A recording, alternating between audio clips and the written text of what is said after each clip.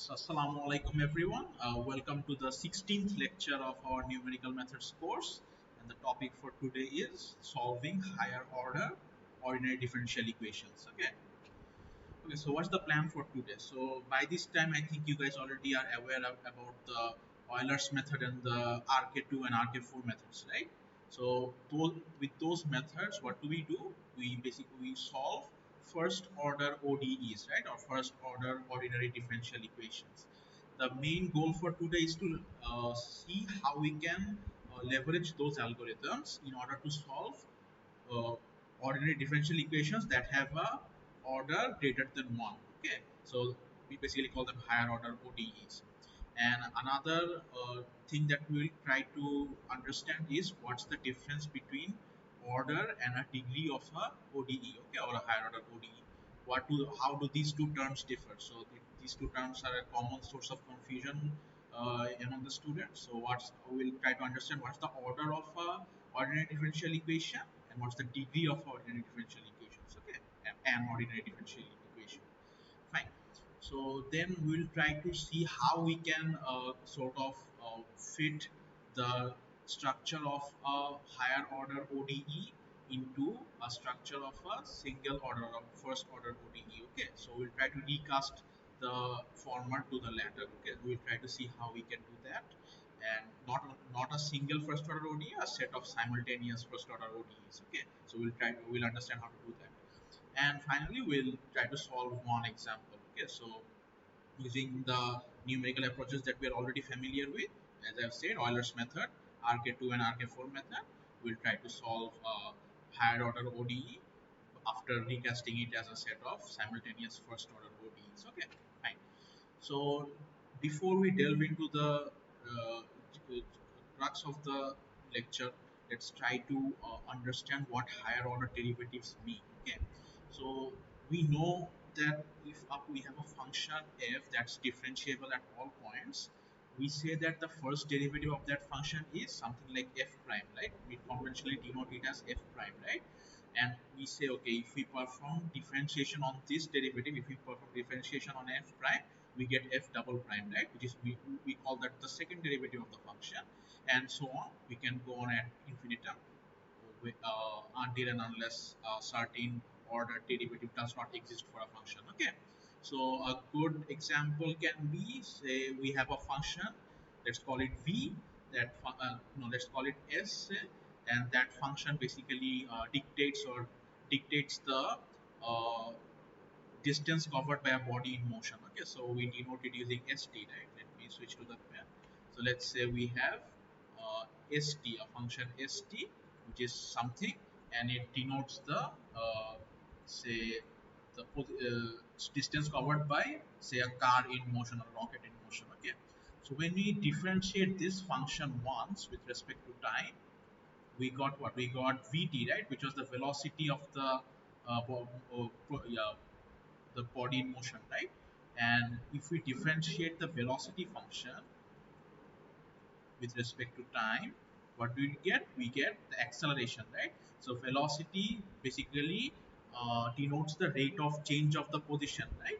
Since s is my position function, we will denote my rate of change of position, which we dub it as the velocity, right? We use the term velocity to indicate this, and we use the term acceleration to basically say that, okay, when we get the rate of change of our velocity, we'll call it the acceleration. And I think you guys already know that the third derivative of a position function is called the jerk, right? So we say that, okay, if we have a function s of t, where this function basically tells us what the distance covered by a body in motion is with respect to time. If we differentiate this function once, we get the velocity of the body, the function that dictates the velocity of the body. If we did perform differentiation on it twice, we get the function that denotes the acceleration of the body. So of course this will also be a function of the variable t, where t is the time. And if we differentiate it three times, we get what? The jerk, right? Or the rate of change of the acceleration. So we can also denote it as j of t. Okay, fine. So here is a small GIF which basically shows us that okay, if we take the uh, first order derivative at a certain point for a certain function, we get the slope at that function, right? Or the rate of change of that function. And if we take the second order derivative at a particular point, we get what? The rate of change of the slope, right? So we call that a second order derivative. For example, if you have a, say, if you have, let me switch to the pen. Say, if you have a curve that looks something like this, which means this curve is what, switching from being a convex curve and it goes to a dome shaped, right, a concave curve, right? So when we say that okay, a curve is a function has a particular property where it is oriented in the form of a convex curve and then suddenly switches to the orientation of a concave curve, we say that the curve is changing its convexity. Okay, so the point at which the curve changes its convexity, we say that the second order derivative at that point changes sign. Okay, so it either goes from positive to negative or from negative to positive. Okay, so one basically signifies that it's switching from convex to concave, and another signifies that it's changing from concave to convex. Okay, so that's how we can interpret the notion of second derivatives. Okay, so we know the first derivative denotes the slope or the rate of change of the function. The second derivative denotes the rate of change of the slope, right? And so on. And if we continue this, we can say that we can generalize this as saying that the nth derivative or the ith derivative is if the derivative of the n minus 1th derivative, right? So, or if you use I as a notation, the ith derivative is the derivative of the I minus 1th derivative, right? So if we say okay, the nth derivative of the function f of x is ddx of the uh, n minus 1th derivative of the function x. Okay, so if you perform differentiation on it one more time, you end up with fn of x. Okay, fine. I think you guys already know this. I just recapped the points a bit, so in order to jog your memory. Okay, fine. Okay, now that we know what higher order derivatives do, now let's try to understand what higher order ODEs or higher order differential equations. What do they basically? How do we define them, right? So a differential equation, what it say? It's an equation that relates one or more derivatives of a particular variable. Okay, so to put it more formally, we can define it as a differential equation is an equation that relates one or more unknown functions and their derivatives. So one or more unknown functions and their derivatives means that okay, so far we have seen ordinary differential equations of the first order, right? So what did we see there? dy by dx is equals to a bivariate function f of x y, right? X comma y, right? So that's an example of a differential equation.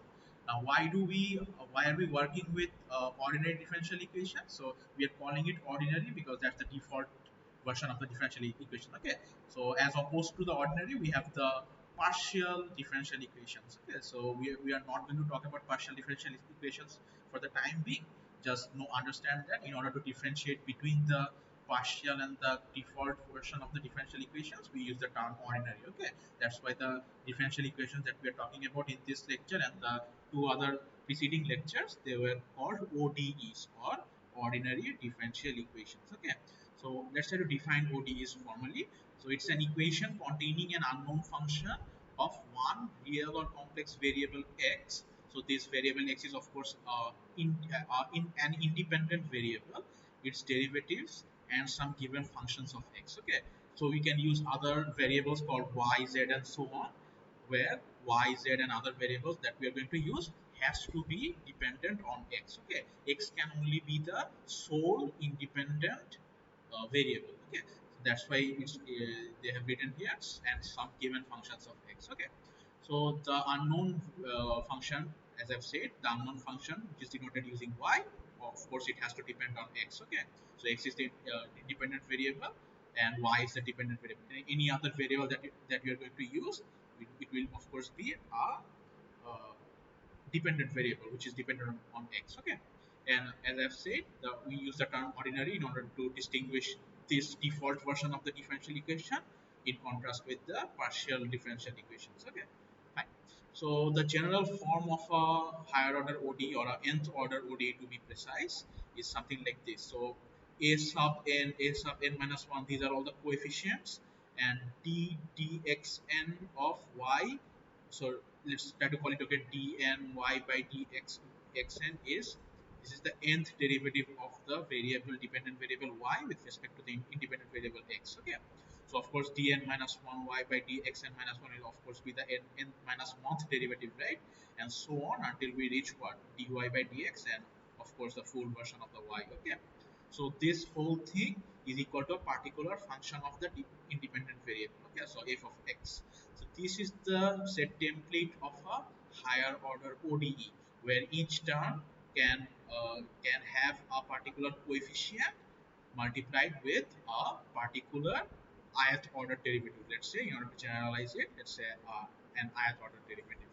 So that's how each of the terms look, and together when they're summed up, and if they together form a function of the independent variable x, we call that the whole thing an nth order ordinary differential equations. Okay, where if of course n has to be greater than 1 in order to basically define it as a higher order ordinary differential equation. If n is equal to 1, we are basically capped off at this second term, right? So let's call it, this is the first term, this is the second term, and we're basically capped off somewhere over here. So what we end up with, this whole part is basically a first order differential equation, right? Okay, fine. So let's move on. Okay, now that we know what higher order ordinary differential equations or higher order ODEs, we know how they look like, right? We know the general template. So before diving into the rest of the lecture, let's try to distinguish between two concepts. Okay, one is the order of an ODE. Let me switch back to the laser pointer. Okay, one is an order of the ODE, and another is the degree of an ODE. Okay, so what's the order of an ODE? So the order, we define it as the highest order derivative it contains. Okay. So if we have an ordinary differential equation, we say that, okay, that ordinary differential equations order is whatever, like, among all the terms that it has, the term that contains the highest order derivative, the order of that term, or the, if that term say is a second derivative, we call that the function, the equation, the ODE. It has an overall order of 2. Okay, and degree, what's degree? Degree is, okay, whatever term that we have found out to have the highest order derivative, we say that the power of that term is the degree of the whole equation. Okay, so I think it's a bit abstract right now. Let's try to explain it with an example. Okay, so let's say this is an example ODE. Okay, or an differential equation. So let's try to find out the order and degree of this equation right here. So okay, so what can we see here? We have a d square y by dx square. We have a second order derivative here. We have minus 3 times dy by dx whole cube equals to x. Okay, so this thing over here is a first derivative, right? Or first order derivative, and this thing over here is a second derivative, right?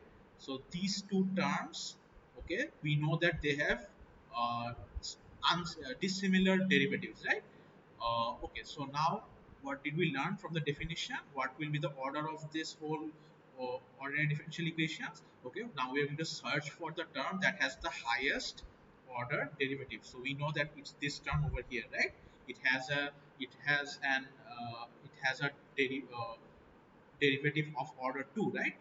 Okay, so now that we have found out the term with the highest order derivative, we say that the order of this term is the order of the whole equation. Okay, so our order that we are going to get for this ODE will be 2. Okay, since the highest order derivative is 2, and again, from the definition of degree, we saw that the power of the term, whatever term that we have found out to have the highest order derivative, the power of that particular term will be the degree of the ODE. Okay, okay.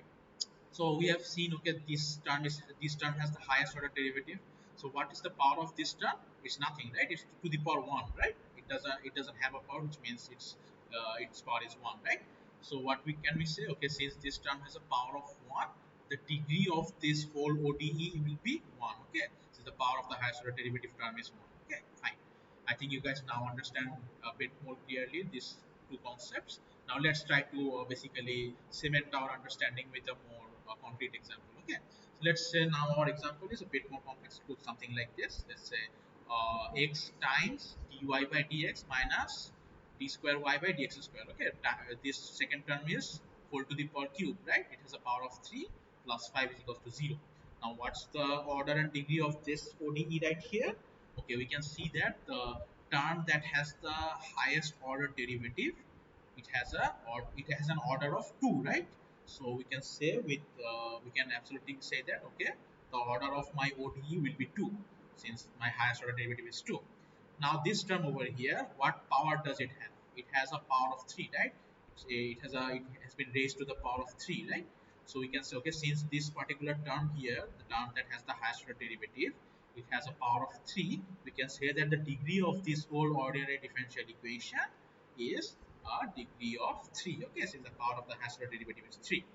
Okay, I think these two examples should basically let you guys help understand these two concepts. Okay, and now that we know how to differentiate between order and degree, I can expect you guys to basically tell me the order and degrees of certain ODEs if I give them to you in the exam. Okay, so try to practice different types of ODEs and try to find that, okay, what will be the order and what will be the degree of those ODEs.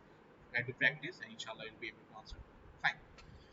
Now let's dive into the main part of the lecture, which is how do we solve higher order ODEs. Okay. So far, as I've said before, so far we only know about three algorithms, three methods, which we can use to solve only first order ODEs, right? First one was Euler's method, second one was our RK2 method, the third one was the RK4 method, right? The preceding two lectures we have learned about these three methods. Now, okay, before applying those algorithms or those methods, let's see how we can sort of manipulate the higher order derivative that we have and cast it as a set of first order ODEs, okay, and then we'll leverage those algorithms and try to solve them. Fine. So as I've said before, the general format of a higher order differential equations is something like this. Okay, so we start with all these a sub n, a sub n minus 1. These are all the coefficients, and they are basically multiplied with the different the derivatives, right? So this, of course, is an nth order derivative, is an nth order derivative. This one is an n minus 1 order derivative, and so on until we get what the first order derivative, and the last term is basically the coefficient times y. Okay, and this whole thing is what, a function of the independent variable x. Okay, so in our case conventionally we take the independent variable to be x, right? Okay, fine. So okay, so since we have this whole higher order ODE, we need to have since we have an nth order differential equation, since nth order ODE, we say that, okay, we need to have n initial conditions in order to solve this whole thing. Okay, so in the case of the first order ODEs that we have solved in the previous two lectures, we had an accompanying initial condition, right? So we had only one initial condition.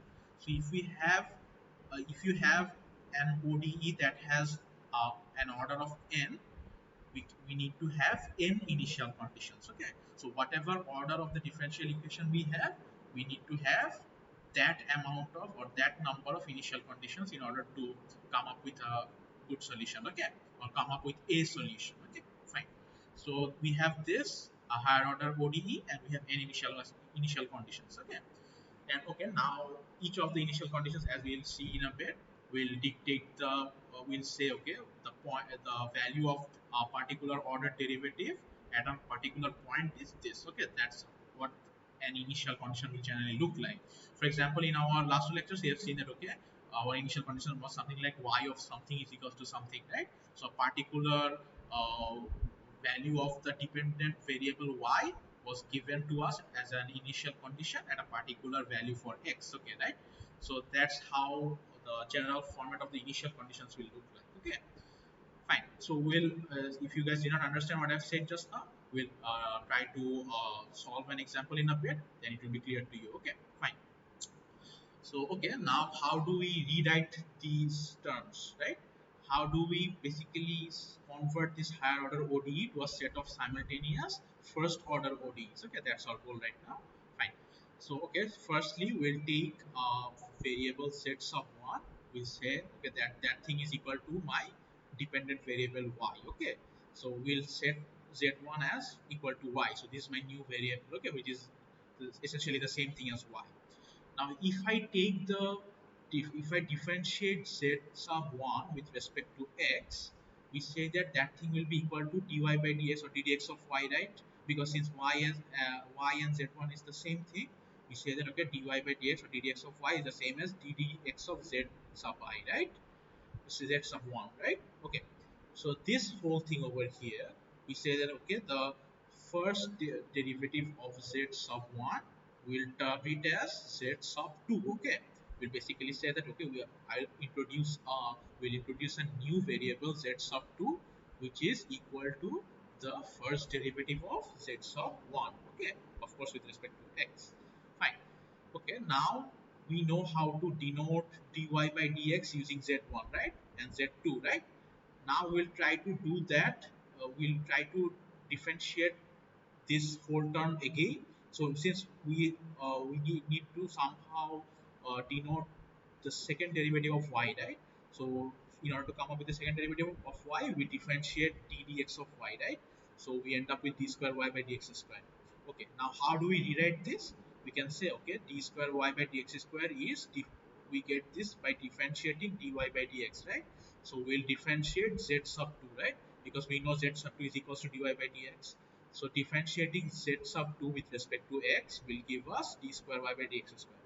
Now let's say this whole thing right here, we'll introduce a new variable, call it z sub 3, and we say that okay, z sub 3 is equals to the first derivative of z sub 2 with respect to x, or in by implication it's the second derivative of y with respect to x. Okay, so you can see how they're connected with the chain, right?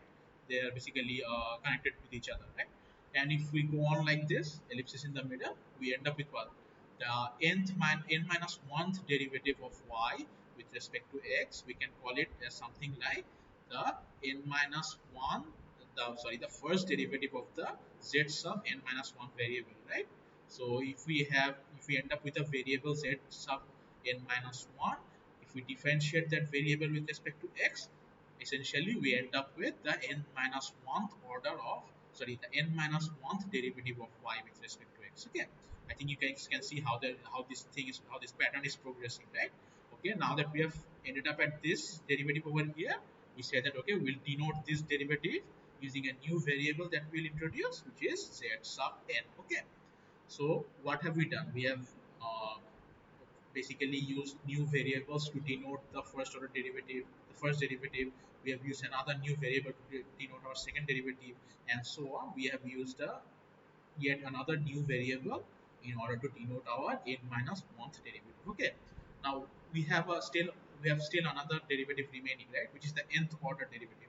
We have worked with the first, second, and up to the n minus 1th derivative. Now let's work with the nth order derivative. Now how do we denote this nth order derivative?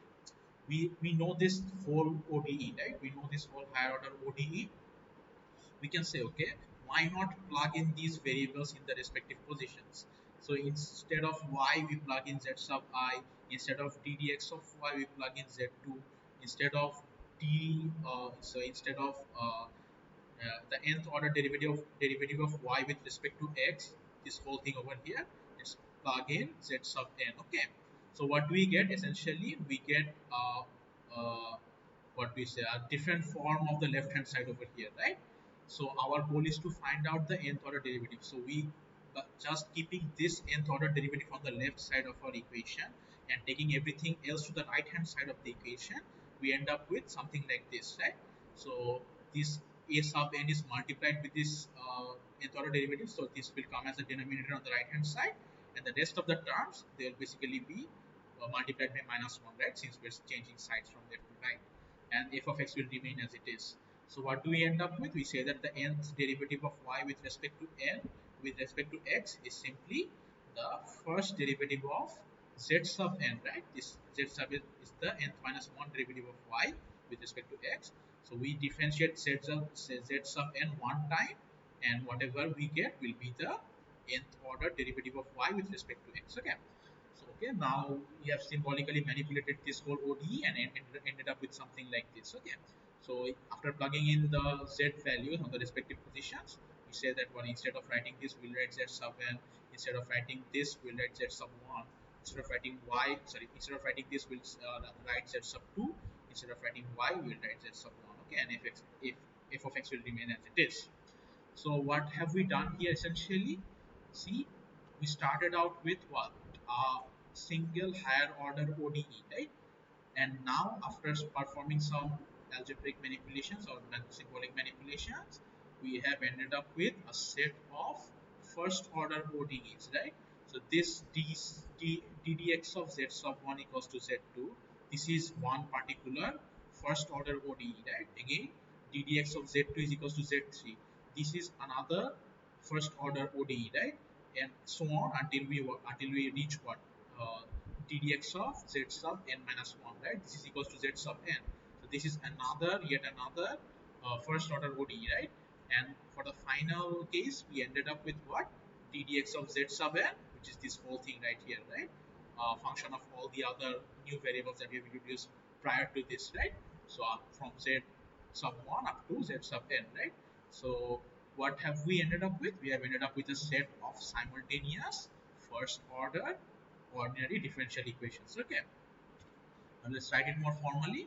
Okay, so equation 3.2 up to 3.n plus 1, all of these equations denote our simultaneous set of simultaneous first order ODEs. Okay, now to put it more formally, we can say that whatever new variables that we have come up with, those variables are what? Equal to a multivariate function of x, right?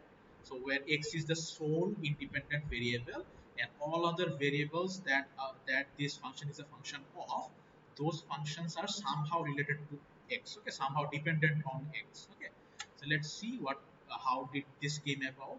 So we'll talk about the subscripts in a bit. Just ignore the subscripts for now.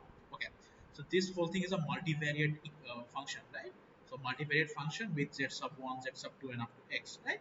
So why did we write z2 as a multivariate function, or why did we write the first derivative of z sub 1 as a multivariate function? Let's go back to the previous slide and see. Okay, so we're talking about dx of z sub 1, right? This thing over here. So look at this carefully. So z2 over here, it's dependent on z1, right? So see, because of course it's by definition dependent on z sub 1, because the dx of z1 is z2, right? The differentiation of z1 is z2. So z2 is of course dependent on z1. Now what is z1 dependent on? So we know we have set, okay, z1 is equal to y, right? So and we know that by definition y depends on x, right? So we can say by implication that z1 is dependent on x, right? So we have z2 which is dependent on z1, we have z1 which is dependent on x, right? So what can we say? Whatever uh, function that we have which is equal to z sub 2, that thing will be a function of at least three variables, right? X, z1, and z2, right? Because z2 is dependent on z1 and z1 is dependent on x, right? And these ellipses are here just for the sake of generalizing the format. Okay, now let's move on to ddx of z2, which is equals to z3, and try to understand why this is yet another multivariate function. Okay, so recall that when we are working with first order ODEs, we used bivariate functions, right? Where we had two parameters, x and y, right? Where x was the independent variable and y was the dependent variable which was dependent on x, right? Since we are using multiple variables in this case, we are going to have to use multivariate functions. Okay, so instead of bivariate, we are going to use functions with more than two variables. Okay, fine. So let's see why z3 can be written as a multivariate function. Okay, so recall that. Okay, z3 was what? ddx of z sub 2, right? Which was what? The second derivative of y with respect to x, right? Okay, now we see that the value of z3, or whatever z3 is, it's dependent on z2, right? Because ddx of z2 is z3. Okay, and just like we have discussed before, z2 is dependent on z1, Z1 is dependent on X, right? Because Z1 is the same thing as Y, and we know that Y is dependent on X. So you can say, okay, Z3 is dependent on Z2, Z2 is dependent on Z1, and Z1 is dependent on X. So whatever Z3 is, it will be a function having parameter Z2, Z1, X, and itself Z3, right? So we can write it as something like Z1, Z2, there is a Z3 hidden implicitly in the ellipsis right here, and X, right? So we can say, okay, whatever Z3 is, it's a, say, what, trivariate, say a function with four variables, right? Z1, Z2, Z2, Z3, and X, right? Okay, so I think you guys can understand why we are writing multivariate functions on the right hand side of these equations right here, right? Why we can basically uh, say why we can represent the first order derivatives as multivariate functions. I think you guys can understand by now. Okay, fine. Now let's talk about the final equation right here, which is ddx of z sub n. So in the previous slide, we have written it as something like this, right? So we can see right here, right? This whole derivative right here, it has the variable z sub n associated. It has, of course, implicitly z sub n minus 1 associated with it. It has z2 associated with it. It has z1 associated with it. And it has x itself associated with it, right? So we can say all the new variables z1 up to zn that we have come up with in order to rewrite this higher order ordinary differential equation along with the original independent variable x. We can say every single variable is somehow a variable of the function that is on the right hand side of this equation, right? So we can say it's a multivariate function with every single possible variable, right? From starting from z1 up to zn and x, right? Which is why we're writing dot dots in between, right? Fine. So okay, now I think you guys can understand how we have basically initially taken first order, sorry, a higher order or a nth order ODE, and we have come up with what, a set of first order ODEs, right? So for an nth order ODE, we should get n different first order ODEs, okay? And since we said that we had n initial conditions, one condition for each order derivative, we can basically pair these initial conditions with the respective first order derivatives, okay? We'll come to this in a bit when we'll talk about an example just after a few slides. It will be clear to you, okay? So what we can do is we can match up these n initial conditions with this n new equations that we have come up with, these n new first order ODEs that we have come up with, and we are good to go, right? We can use these, we can basically take these first order ordinary differential equations and apply our methods that we have learned, our algorithms that we have learned, Euler's method, RK2 method, and RK4 method, and come up with the solution, right? Fine. Okay, so this is what this whole paragraph over here says basically. Now let's try to let's before diving into a solution of a higher order ODE, of finding the solution of a higher order ODE, let's try to see how we can perform the rewriting operation, okay, or how we can rewrite a given higher order ODE to its set of simultaneous first order ODEs, okay. Okay, so let's say we have a higher order ODE or a second order ODE, which looks something like this, okay, which is what, 3 times d square y by dx square plus 2 times dy by dx or ddx of y plus 5y is equals to e to the power minus x, okay. This is your second order ordinary differential equation that you are given in the question, okay. Then, since we have a second order ODE, we need to have two initial conditions, right? Because we have learned whatever the order of the ODE we have, we need to have at least those or exactly those exactly that number of initial condition. Okay. So my first initial conditions says to me, okay, the value of the dependent variable y when the value of the independent variable x is 0 is equal to 5. Okay, so y of 0 is equals to 5. This is my first initial condition. What's my second initial condition? It says that, okay, y prime of 0 is equal to 7. What does this mean? This means that, okay, the first derivative of my dependent variable y at the point 0 or at the point at which x equals to 0 is equals to 7. Okay, so the first initial condition is associated with my dependent variable's value at a point 0, and the second initial condition says to me the first derivative's value at the point 0, right? So these two are my initial conditions. Now let's see, given my two initial conditions and the original second order ordinary differential equation, how can we rewrite it as a set of simultaneous first order ODEs? Okay, let's try to do that. Okay, so okay, now what's the first course of action? Is to basically introduce a new variable. Okay, so our new variable will be set as you have said. So we'll say okay, tdx of y. We'll use a new variable called z in order to express this thing over here. Okay, so since we know that the first derivative of y with respect to x is a new variable z, we can say that okay, the first derivative of z with respect to x will of course be the second derivative of y with respect to x, right? Because we know z is the first derivative of y with respect to x, and if we differentiate it one more time with respect to x, we end up with the second derivative of y with respect to x, right? So d dx of z is equals to d square y by dx square. Very good. Fine. So now we have these two things over here.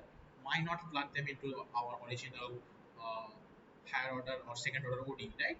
So if we plug them in, we get something like this. So instead of d square y by dx square, we'll of course write d dx of z, and instead of dy by dx, we'll write z. Okay. Y will remain as it is. We don't need to change it, and the right hand side e to the power minus x will remain as it is. We don't need to change it. Okay. Now, in order to apply our Euler's method or RK2 and RK4 methods, what did we do? We had to express it in a particular template, right? So we had to basically say, okay, whatever first order ordinary differential equation that we'll have, on the left hand side of the equation, we will have only the derivative term, right? Or in our case, it's dd x of z. So we take this derivative term on the left hand side, and whatever we are left with, everything will be on the right hand side of the equation. Okay.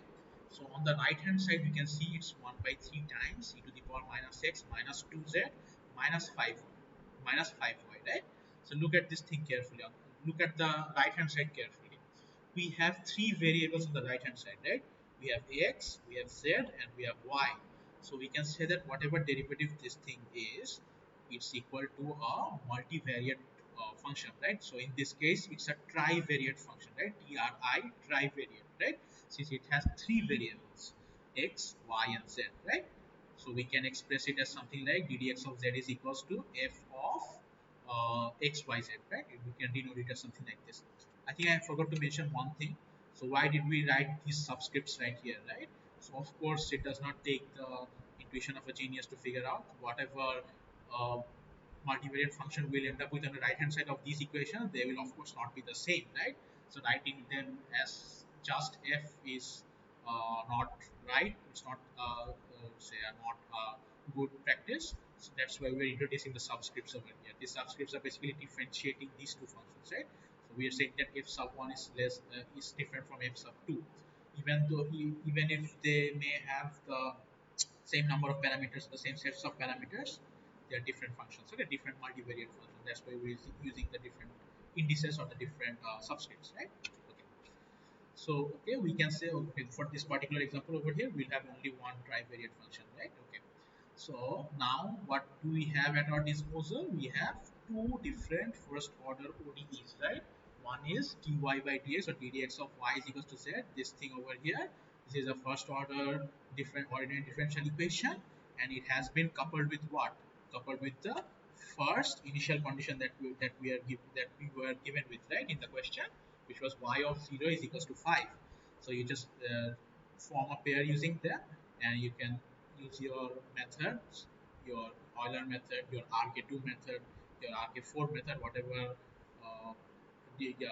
whatever method, numerical method of solving a first order differential equation that you have at your disposal, you can use them to solve this thing over here, right? This particular first order ODE right here, right? Okay. Now, what do we have the second? What's the second first order ODE is this thing right here, right? That we have found out after symbolically manipulating the original higher order ODE, right? So it looks something like what ddx of z is equals to 1 by 3 times e to the power minus x minus 2z minus 5y. Now, what will be the initial condition for this particular first order ODE? We'll see, okay. In our question, we are given the y prime of 0 equals to 7, right? and we know that our z right here, the z is the first derivative of y, right, which is the same thing as y prime, right? So we can, so writing y prime of 0 equals to 7 is the same thing as writing z of 0 equals to 7, right? Since our z right here is the first derivative of y with respect to x.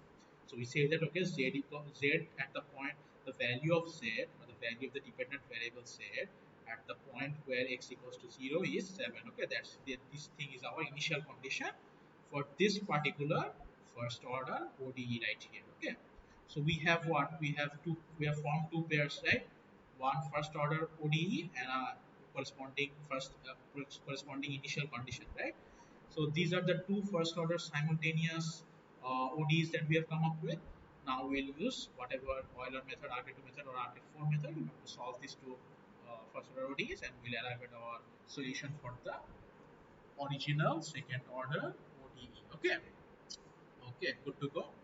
Let's try to solve a full-fledged example using the rewriting approach that we have just learned. Okay, so let's say for this example right here, our second order, so this is of course the second order differential equation, ordinary differential equation. So let's say our independent variable this time will be t. Okay, instead of x we are denoting it as t, and we say that, okay, the question is telling us that d square y by dt square plus 2 times dy by dt plus y equals to e to the power minus t. Okay, this is our given second order ordinary differential equation. And of course we need to have, since our value of n right here is 2, because the highest order is 2, right? As we need to have at least or exactly two initial conditions. Okay, otherwise we won't be able to solve the problem. So what are the two initial conditions that we have? We have, okay, the question tells us that the value of y at 0 is 1 and the value of y prime at 0. So we know that ddt of y, so if we differentiate y with respect to t again, not again, so for the first time if you differentiate it, you'll get what? Y prime of 0, right? So we say that ddt of y at the point 0 is equal to 2. Okay, the first derivative of y with respect to t at the point 0, which means at the point at which t is equals to 0 is 2.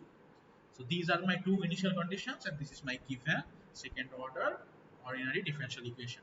The question asks us to solve this higher order ODE using Euler's method. Okay, fine. So what do we get as a result of our Euler's method? We get the value of our dependent variable y at a particular discrete point, right? I think you guys already know. So our target is to find the value of y at the point 0.75, or when t is equals to 0.75. Okay, and for the rest of the questions we'll try to come up with the absolute relative true error given our exact value is something like this, and we'll see how we can find out the value of the first derivative of y with respect to t at a particular point. Okay, after we do the all the mathematical things that need to be done for solving a very simple one line solution to that. Okay, and the question also tells us to take a step size of 0.25. So since our target is to find the value of y at the point 0.75, we know that we need to conduct three steps, right? Because of course 0.25 times 3 is equals to 0.75, right? So we need to perform three steps in order to progress. We need to conduct three steps in order to reach the point 0.75, because at after the end of each step we will progress by one step size of 0.25, right? So 0.25 plus 0.25 plus 0.25 is 0.75. Okay, now let's see how to solve this higher order ODE. Okay, again the first course of action is to somehow rewrite the given higher order ODE into a set of simultaneous first order ODEs. Okay, just like we have seen in our previous example, we will do the same thing for this case, this particular second order ODEs as well. Okay, ODE as well. Okay, fine. So we'll say, okay, we'll introduce a new variable called z. We say that it's equal to ddt of y, okay, or dy by dt is equals to z. So z right here is the first derivative of y with respect to our independent variable t. Okay, now fine. Now what do? We'll plug this thing over here to our original second order equation, which is something like this. Okay, and okay, before we do that, we need to define the whatever we need to define what we are going to use instead of this term right here, right? Or the second derivative of y, which is with respect to the independent variable t, right? So I forgot to show that thing over here. So of course you know by this time that dz by dt or ddt of z right here is exactly equal to d square y by dt square, right? So okay, now let's plug them in. So ddt of z will be on the spot of the second derivative of original ODE, and on the spot of d dt of y we'll write z. So instead of 2 times dy by dt we'll write 2 times z, right?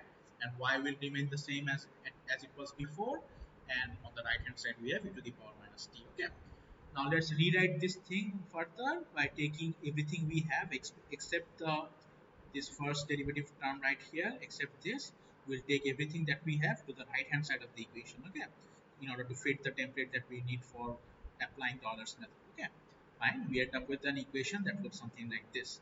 This is of course a first order ordinary differential equation. Okay, now we'll talk about the conditions right now. So okay, now we have two first order ordinary differential equation.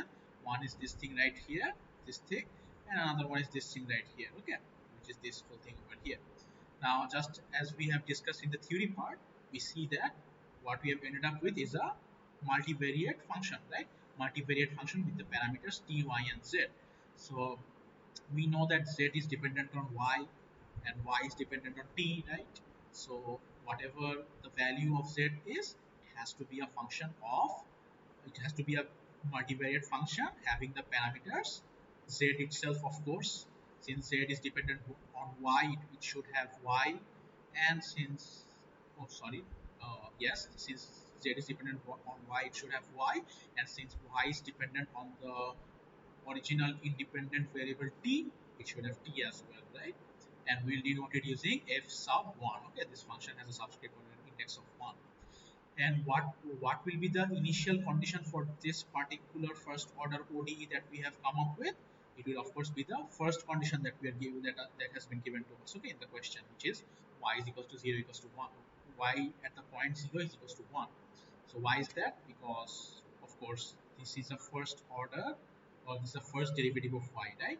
So we need to have this initial condition right here. Now when we are working with the second derivative of the dependent variable y with respect to the independent variable t, and we have already written this thing as ddt of z, right? So this thing over here is the first derivative right now in the form of the first order first derivative right now, and the right hand side we have a particular expression, right? Notice that in this expression right here we have three variables. One is t, another one is z, and another one is y, right? So we can say whatever we have on the right hand side, this is a multivariate functions with the exact same number of parameters, right? So we have t, we have y, and we have z. Again, the reasoning is similar. Since t is independent, and since y is dependent on t, and since z is dependent on y, which in turn is dependent on t, so z is indirectly dependent on t as well, right? Fine. So we'll of course denote this multivariate function in different, with a different subscript with a different index of 2. Okay, fine. So given this first order ODE, what will be the initial condition that we are going to attach with it? Okay. So in our original question, we had a particular condition, particular initial condition, which was given to us for the first derivative of y with respect to t, right? Which was basically ddt of y at the point at which t is equals to 0 is 2, right? This was our second initial condition. We'll take this initial condition and we'll pair it up with our second second first order ODE. Okay, by second I mean the number 2 first order ODE. Okay, fine. So which is this thing right here. It has this initial condition attached with it. So what did we end up with? We ended up with two first order ODEs, each with their own conditions, each with their own initial conditions, right? Now we'll apply the Euler's method on these two equations right here and come up with their solutions. Okay, fine.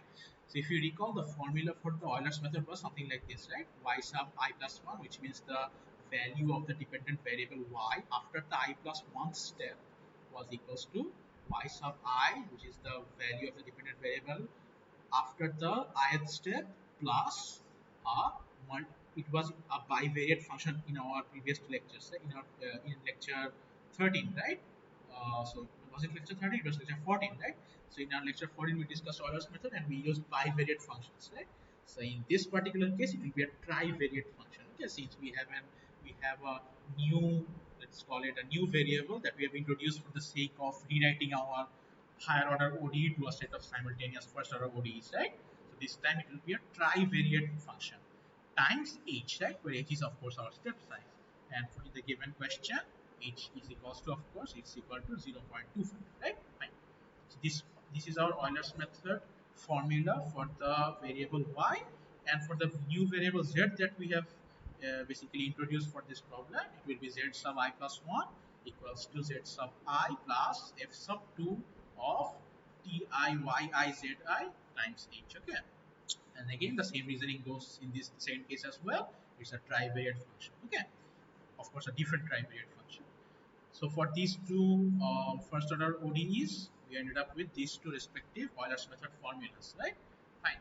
So now we'll basically basically use these two formula over the course of the next three steps that we're going to perform in order to come up with the solution, because we have seen that since we're taking a step size of 0.25, in order to reach at the point 0.75, we need to perform three steps, right? Let's do that.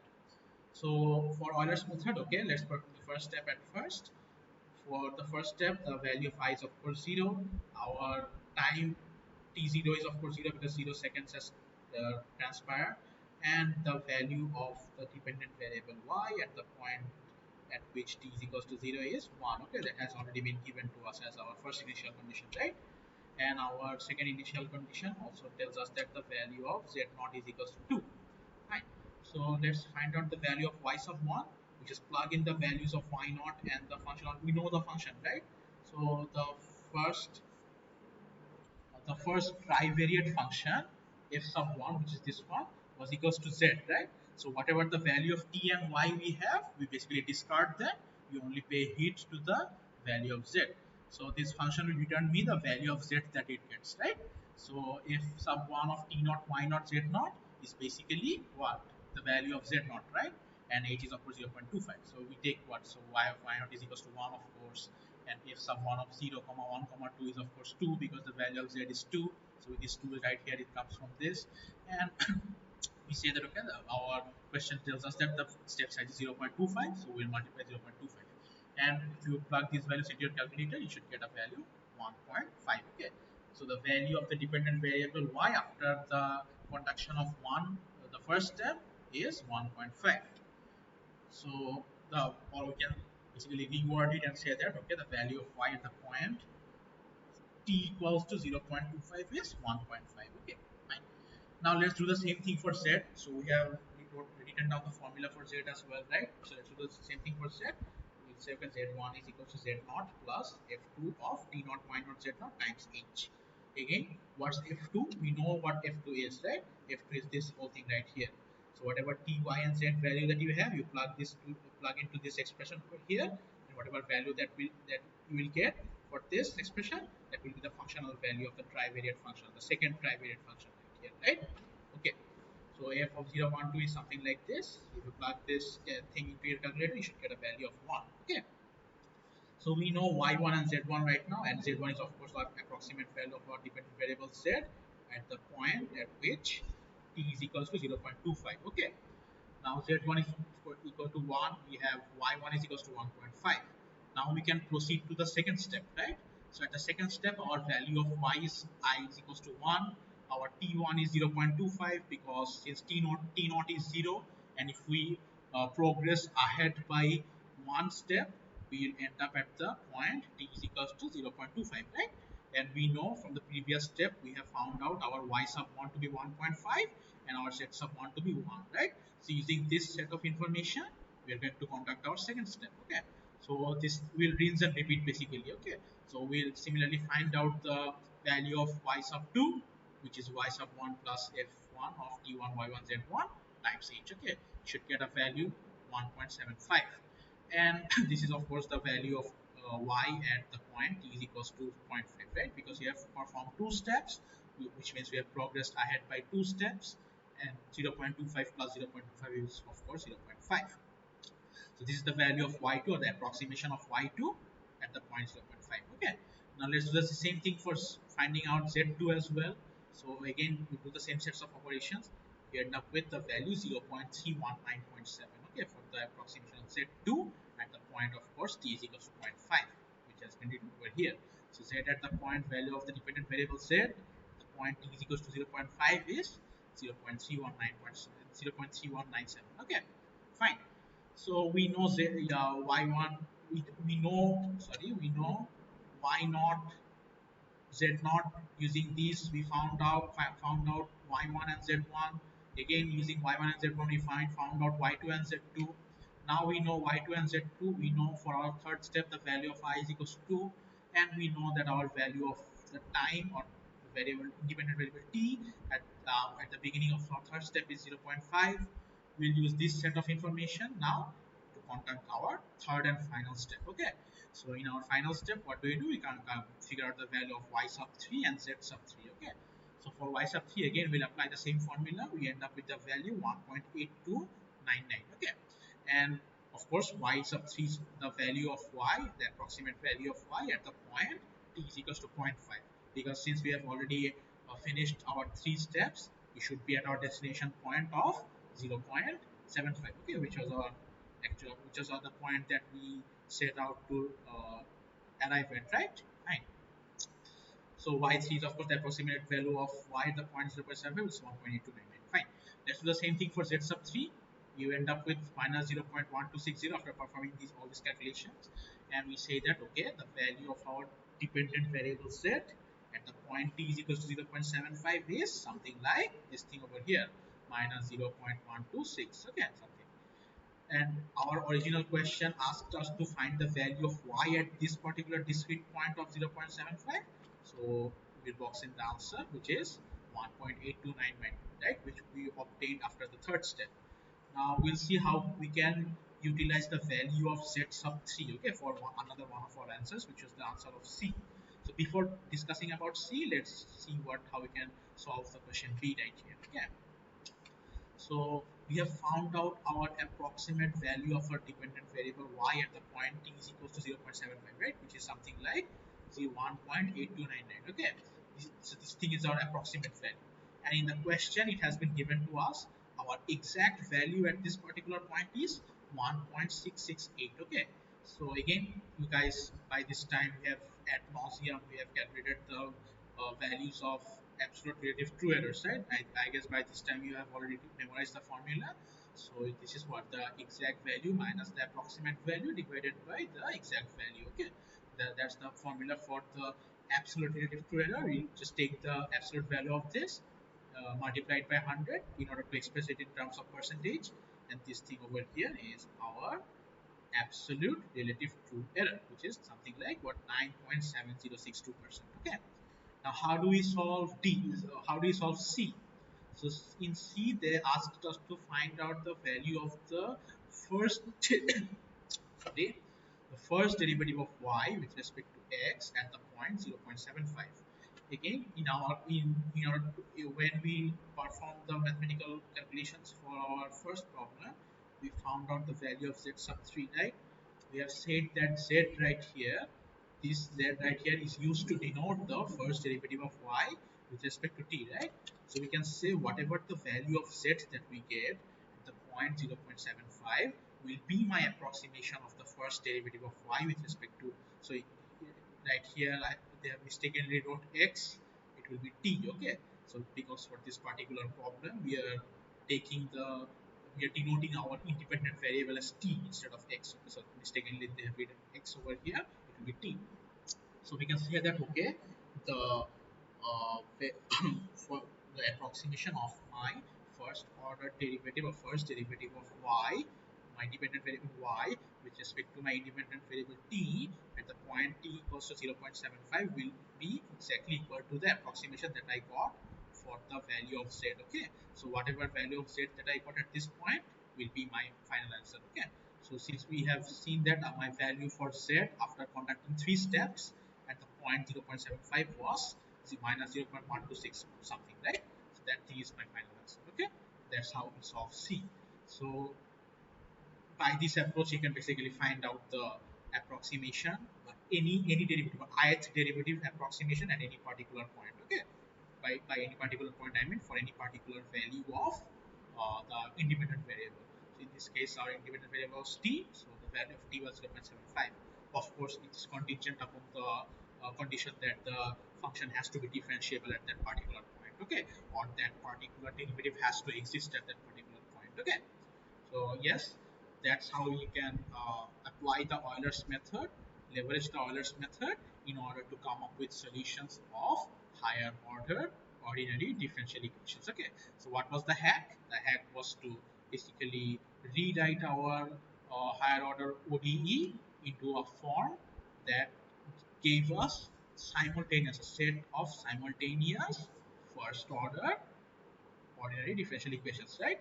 And whatever n conditions, initial conditions that you have, you pair them up against their respective first order differential equations, first order ordinary differential equations. You pair them up with their respective ODEs, and you're good to go, right? And then you can apply the Euler's method or RK2 method or the RK4 method and come up with a solution. Okay. And one small caveat is that, okay, understand that which initial condition are you going to pair up with which ODE? You need to understand that. Okay, so what do? We understand, we saw that we paired up y of 0 equals to 1 with this thing right here. So whatever variable that you are performing the first differentiation of, the value of that variable at a particular point has to be given as an initial condition. Okay, so we are differentiating y with respect to t, right? First differentiation, first derivative, right? So we need to know the value of y at a particular point. Okay, so and for the second ODE, we say that, okay, we are differentiating z with respect to t. So for this ODE right here, for this first order ODE right here, we need to have an initial condition which will tell me the value of this variable z at a particular point, right? So I think by now you understand which initial condition we are going to use to pair up with which differential, which ODE that we are going to end up with. Okay, so y of 0, why? Because we are differentiating 0. Z of 0, why? Because we are differentiating z, right, with respect to t. Fine. So okay, so that's how you can apply the Euler's method, and I'll provide Professor Arthur Cow's lecture note for this topic. There is a second example, okay, which uses the RK2 method, and it uses Hoyne's initial assumption of A2 is equals to 1, I think, right? It is equals to half, right? Yeah, I think as far as I recall, Hoyne's method has assumed that the value of A2 was half. Okay, so yeah, using Hoyne's method, they solved a higher order, second order ODE. Okay, or a higher order ODE, of course, after rewriting it as a set of simultaneous first order ODEs with their respective initial conditions. Okay, so since that example on the lecture note is way too big in order to fit into this lecture slide that I'm presenting with right now, I have decided not to include it in the slide. And I think if you use your common sense, you can say that, you can reasonably say that that such a big example will not come into your exam, right? Will not come in your exam because it will take a very long amount of time to come up with a solution, right? So just for the sake of understanding and completion, you can be rest assured that we can apply all the other numerical techniques that we have learned for solving first order differential equations. We can apply those techniques in order to come up with solutions for higher order ODEs. Okay, we just discussed Euler's method in this slide because it was short and concise and easy to understand. For the Hoyne's method, the method is easy to understand, but the computation is too large. Okay, you can of course uh, convince yourself about this fact if when you go through the lecture note. Okay, yeah, I think it's the last example, so go through that if you want. And that's and with that we have reached the end of this lecture. This lecture was short, right? So okay, so if you have any questions pertaining to this lecture, this lecture 16 right here, you can contact me through email, phone calls, messenger, or WhatsApp, any way you want. and I'll try to clear up your confusions. Okay, and if you find any mistakes or anything of that sort, or if you think I've said anything mistakenly, you can let me know. Okay, and I'll try to make the necessary amendments. Okay, fine. So that's all from my side. Assalamu alaikum wa rahmatullahi wa barakatuh.